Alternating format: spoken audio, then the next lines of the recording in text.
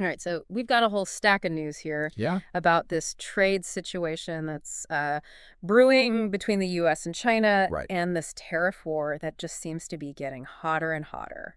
Yeah, it really does seem to be going beyond just sort of like, the back and forth of numbers on a balance sheet. Right. We're seeing a lot of like strategic materials now being used as leverage, Exactly. which adds a whole new dimension of complexity, I think, to the conflict. Yeah, it's not just like slapping some tariffs on soybeans or steel anymore, right? We're Yeah. seeing things like rare earth elements being brought into the mix. Yeah.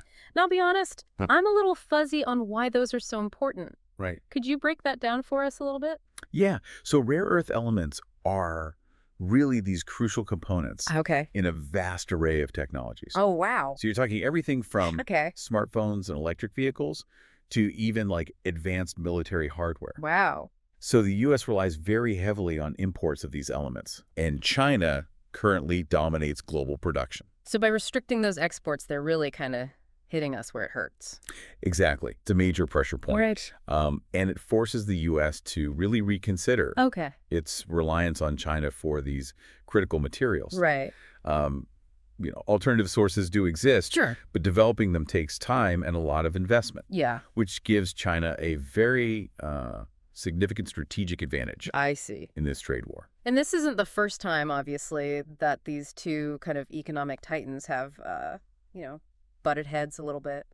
You're absolutely right, and I think to really understand what's going on now, Okay. we need to take a step back and look at kind of that historical context Okay. of U.S.-China trade relations. All right. For decades, the U.S. benefited tremendously from China's rise Sure. as a manufacturing powerhouse. Right. Enjoying access to these really affordable goods that fueled consumer demand here. Mm-hmm. However, this also led to a pretty significant trade deficit, Yeah. with the U.S. importing way more from China Yeah. than it was exporting. Okay. So there was that kind of imbalance. So this tension has been kind of brewing for a while then. Absolutely. Okay. And it really came to a head during Donald Trump's first presidency, Right. when, his America First policy really aimed to rebalance that trade deficit, Okay. protect American jobs. Yeah. And this led to the implementation of several tariffs on Chinese goods. Right. And now he's back, and it looks like he's doubling down on that strategy with this proposed 10% tariff on Chinese imports that's set for February 1st, 2025. That's right. And I think it's important to note that this is just one piece of a larger pattern. Okay. Trump has also proposed a 25% tariff on goods Okay. from Canada and Mexico, Oh, wow. citing concerns about illegal immigration, drug trafficking, Right. and the influx of fentanyl. Yeah. So this approach, I think, really reflects his kind of like my way or the highway mentality, Yeah. utilizing these tariffs as leverage to force negotiations and reshape global trade Yeah. in a way that obviously favors American industries. Right. So, using these tariffs as leverage, is that actually effective in the long run? It's a really complex question, Sure. and there's no easy answer to it. Of course. Proponents of tariffs will argue that they protect domestic industries and jobs. Right. While critics contend that they actually lead to higher prices for consumers Right. and ultimately harm economic growth. Yeah. So it's a delicate balancing act Right. Huh? with potentially far-reaching consequences. Yeah, of course. China's not just sitting idly by while all of this is happening. Right. They've issued their own warnings against this trade war, and they're already taking measures. Yeah, their response has been quite strategic, Okay. using a mix of both direct and indirect tactics. Okay. We've already talked about that restriction of rare earth elements, Uh-huh.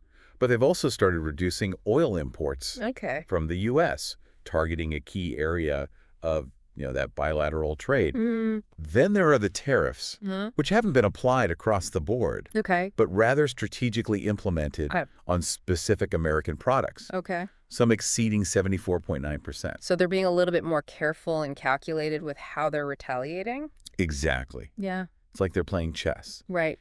carefully choosing their moves Yeah. to maximize the pressure Uh-huh. while minimizing the collateral damage. And I guess if we zoom out a little bit and look at the bigger picture, China's also broadening their tariffs to include goods from the EU, Japan, and Taiwan. They are. So they're kind of acknowledging that these tensions are global in nature. Yeah, they are. And, the implications reach Right. way beyond just the U.S. and China. So this is quickly becoming a global trade war then, with everyone trying to protect their own interests. It is. And that's why I think understanding the impact on specific industries Right. is crucial. Yeah.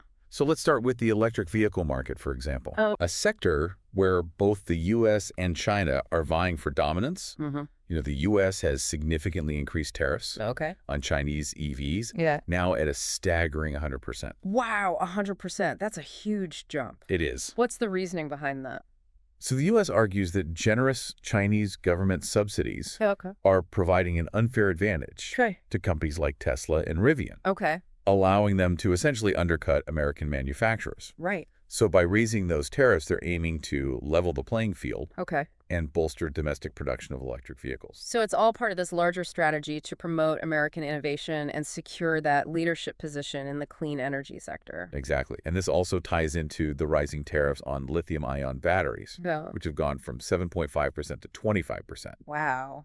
Okay. So these batteries are essential for a wide range of applications, Wow. smartphones, laptops, to, of course, electric vehicles. Right. The U.S. is aiming to reduce its reliance on China for these critical components and encourage that domestic production. And it seems like the U.S. is really focused on maintaining its kind of technological edge, Yes. especially when it comes to industries like semiconductor manufacturing. Mm-hmm. Didn't they announce plans to increase tariffs on those as well? They did. You're right. The tariffs on semiconductors are slated to rise from 20.5% to 50% by 2025. Wow. This move is directly connected to the CHIPS Act, Right. which is legislation designed to revitalize American semiconductor manufacturing Okay. and reduce that dependence on Chinese-made components. So why is that so important? What makes semiconductors such a strategic battleground?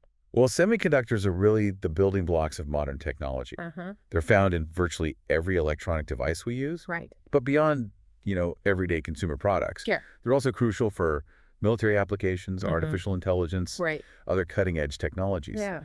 The U.S. is essentially trying to secure its dominance in this sector, I see. recognizing that leadership in semiconductor technology Right. translates to broader economic and geopolitical power. So it's not just about making, smartphones and computers. It's about controlling the technologies that are going to shape the future. Precisely. And this focus on these strategic industries extends to the medical field as well. Oh, okay. The U.S. is implementing a 50% tariff on Chinese medical supplies, Oh, wow.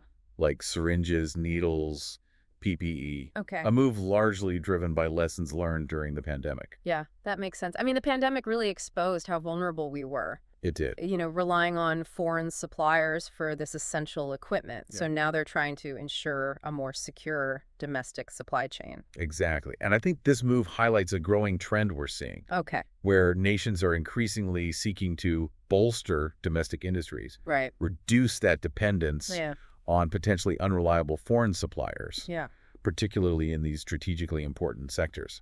So it's not just a trade war. It's kind of a battle for self-sufficiency It is. and strategic autonomy in a world that seems to be getting more and more uncertain. That's a very astute observation. Thanks. And it's not just the U.S. and China engaged in this struggle. Right. The EU is also taking action Okay. against what they see as unfair Chinese trade practices. Yeah. They've imposed their own tariffs on Chinese EVs, Okay. up to 45.3%, Wow. and have implemented anti-dumping measures Okay. on Chinese food and agricultural products Right. to protect their own industries. So it sounds like everyone is taking a stand, trying to secure their own economic future in this increasingly kind of volatile landscape. That's a good way to put it. Okay. And while Japan and Taiwan may be taking a more subtle approach, Right. they're also focused on bolstering domestic industries, Okay. particularly in semiconductors and rare earth elements, Right. and diversifying their economic partnerships Uh-huh. to lessen their reliance on China. So even though they might not be as vocal, they're still actively kind of maneuvering in this global chess match. Exactly. And this brings us to a specific material Okay. that I think really exemplifies Okay. how interconnected global trade has become Uh-huh. and how these tensions are playing out Okay. in unexpected ways. Polyacetyl copolymers? Polyacetyl copolymers. Yeah. I have to admit, I've never heard of that one before. Right. What are those, and why are they suddenly at the center of this trade war? So polyacetyl copolymers are a critical material Okay. used in a wide range of industries, All right. including automotive, electronics, Okay. even medical devices. Wow. China has recently slapped retaliatory tariffs on these imports from the U.S., Okay. ranging from 57.2% to 74.9%. Wow. And these are significantly higher Oh, okay. than the tariffs imposed on European and Japanese firms. So that seems like a very targeted move. It is. What's the strategy behind that? Well, China's move is clearly intended to impact major U.S. companies Oh, like DuPont, right. which are key players in the global polyacetyl copolymer market. I see. So it's a tit-for-tat response, essentially saying, you target our industries, we'll target yours. Right. And since those materials are used in so many different products, I imagine this is going to have ripple effects It will. throughout the whole global economy. Absolutely. And it illustrates how these trade wars are no longer confined Right. to just a few specific sectors. Yeah. The interconnectedness of global supply chains Yeah. means that actions taken in one area can have far-reaching consequences, Right. impacting businesses and consumers far beyond those initial targets. So even if you don't work in a factory or on a farm, you're still going to feel the impact of these trade wars. Precisely. The next time Yeah. you buy a car, Right. a smartphone, Yeah. or even a medical device, Mm-hmm. it's worth considering how these escalating trade tensions Right. might be influencing that price tag and the availability of those products. It really makes you rethink, how much we take for granted in this globalized world. It is a wake-up call for sure. Yeah. And it highlights the importance of understanding not just the economic, Right. but also the geopolitical implications Yeah. of these trade wars. Yeah. As these tensions escalate, they have the potential to spill over Right. into other areas, Yeah. straining international relations, Right. potentially even impacting political alliances. So we're talking about a situation that could destabilize kind of the global order on multiple levels. Exactly, and that's why I think it's so crucial to have these conversations, Right. to understand the complexities of these issues, Yeah. and to consider the potential long-term consequences of the choices being made today. Yeah. We are all interconnected, whether we like it or not. We are. And what happens on the other side of the world can have a very direct impact on our lives here at home. That's a key takeaway from this deep dive. Yeah. The global is personal. Well said, and this is really just the tip of the iceberg, I think. Right.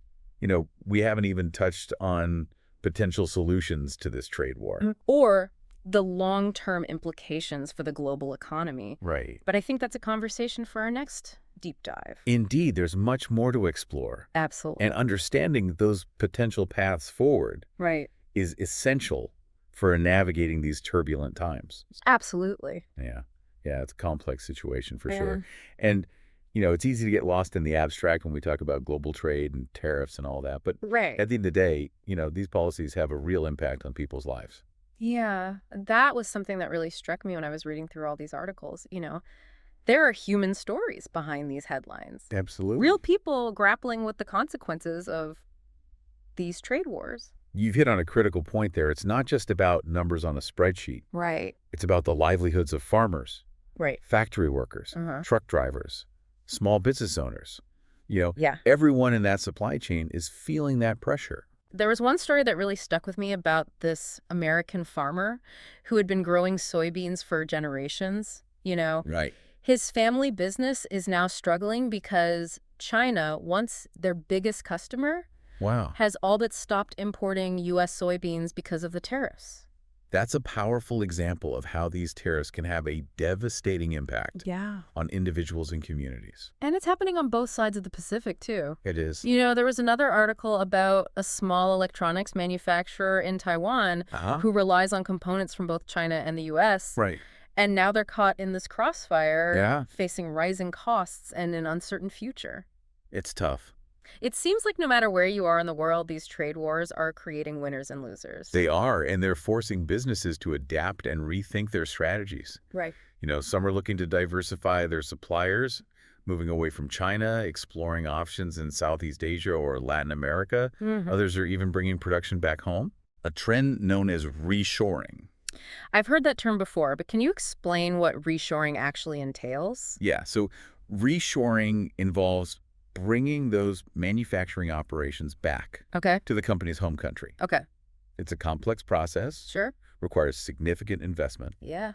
careful consideration of factors like labor costs, Right. infrastructure, access to skilled workers. But for some companies, the benefits outweigh the challenges. They do. That increased control over the supply chain, Yeah, reduced shipping costs, right. and, the ability to brand their products is made in America or wherever they're from. Absolutely. So it's not a simple solution, No, but it does offer certain advantages in this increasingly volatile global trade environment. it does. It makes me wonder, are these trade tensions ultimately going to lead to a more fragmented global economy Interesting question. where each country or region is kind of trying to become more self-sufficient? It's a possibility, and it's a trend, I think, that's been gaining momentum in recent years. Okay. For decades, China has been the world's factory, Right. leveraging its low labor costs and manufacturing might to become an economic powerhouse. Yeah. But with these trade tensions Right. and the pandemic-induced disruptions to global supply chains, Right. many countries are now looking to reduce their reliance on China, Okay. diversify their economic partnerships. So it's like a pendulum swinging back from globalization Yeah, towards regionalization. in a way. What do you think are the long-term implications of that shift? Well, it's difficult to predict with certainty, but, this shift could have profound consequences Okay. for the global economy. Yeah. On the one hand, it could lead to increased competition and innovation Okay. as countries vie for dominance in those key industries. Right. It could also create opportunities for new players to emerge Yeah. and reshape the global landscape. So it's not necessarily all doom and gloom then. Not at all. There could be some positive outcomes as well. Absolutely. Every challenge presents an opportunity. Right. For businesses, this means adapting to the changing landscape, Yeah. exploring new markets, developing innovative solutions to stay ahead of the curve. Right. For individuals, it highlights the importance of being adaptable, Right. staying informed, Yeah. continuously developing new skills to thrive in this evolving global economy. It seems like knowledge and adaptability are going to be key assets in the years to come. I couldn't agree more. And that's where a deep understanding of these issues becomes so valuable. Uh-huh. The more you know about the forces shaping the global economy, Right. the better equipped you'll be to navigate the challenges and seize the opportunities that arise.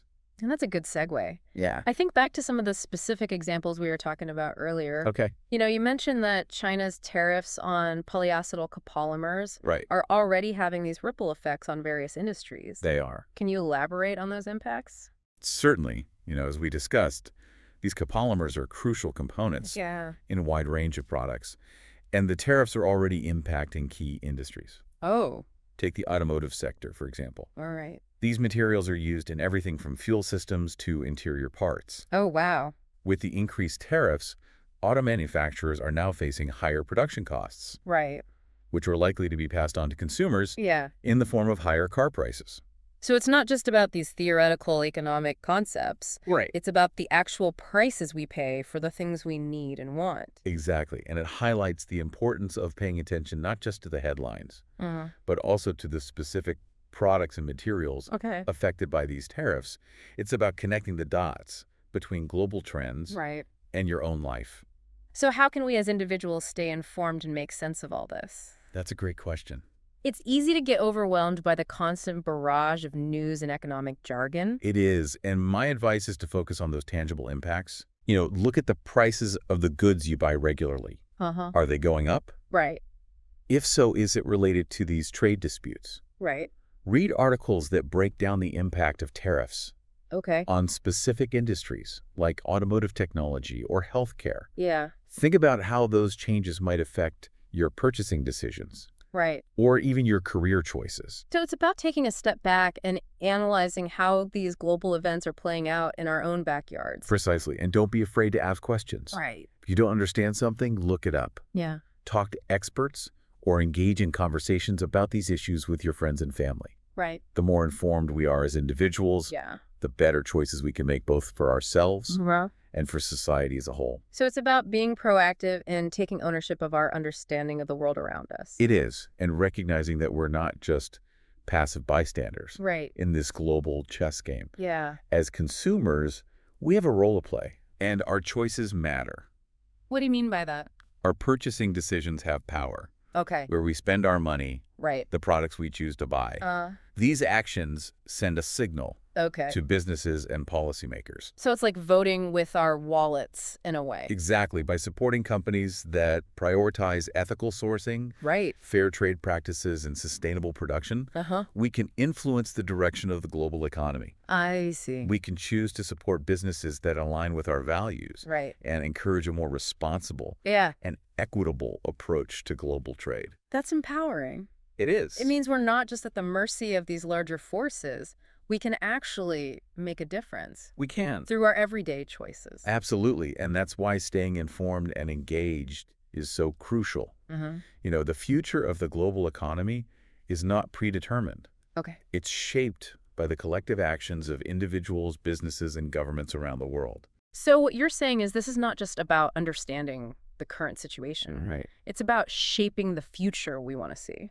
Precisely. And that starts with recognizing the power we hold as individuals Yeah. and using that power to advocate for a more just sustainable and prosperous world. Yeah, it really is amazing to think that something as simple as choosing which brand of coffee to buy could actually have a ripple effect on the global economy. Right. It really underscores how interconnected our world is It does. and the power that we have as consumers. And it highlights the importance, I think, of being conscious consumers, Yeah. thinking critically about where our products come from, who made them, and what impact our purchases have, on the Ugh. world around us. It's easy to feel helpless when we see all these global forces at play, Yeah. all these trade wars, these geopolitical tensions. Right.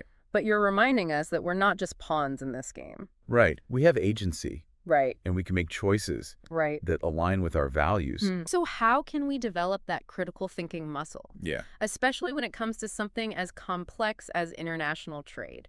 Well, I think it starts with being skeptical, Okay. not just accepting everything you read or hear at face value. Right. Dig deeper, Yeah. consider multiple perspectives, Uh-huh. look for evidence, and be aware of potential biases. Okay. Remember, every source has an agenda, Right. whether it's a news outlet, a politician, or even a social media influencer. So it's about doing your own research, cross-referencing information, and looking for those underlying motivations. Exactly, and don't be afraid to question assumptions. Okay. Just because something is widely accepted or presented as fact doesn't mean it's necessarily true. Right. Challenge conventional wisdom, Uh-huh.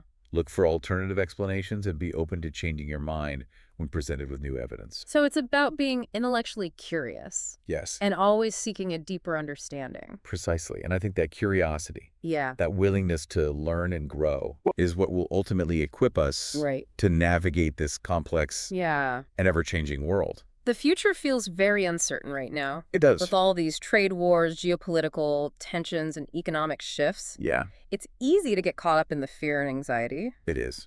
but you seem to have a more optimistic outlook. Well, I believe that uncertainty, while unsettling, can also be a catalyst for innovation. Okay. When the rules of the game change, Yeah. it creates space for new ideas, new solutions, Uh-huh. and new players to emerge. Right. It's a time of disruption, yes, Sure. but also a time of immense opportunity. So instead of viewing this as a time of crisis, we should embrace it as a time of transformation. Exactly. It's a time to be adaptable, Right. to challenge the status quo, Yeah. and to think creatively about how we can build a better future. It's inspiring to hear you talk about it that way. Oh, good. It's a reminder that even in the face of these global challenges, we still have the power to shape our own destiny. We do, and that power starts with knowledge, Uh-huh. with understanding the forces at play, Right. and with making informed choices. Right. That's why I believe these deep dives are so valuable. Yeah. They empower us to see beyond the headlines, Right. to connect the dots, Yeah. and to make sense of the world around us.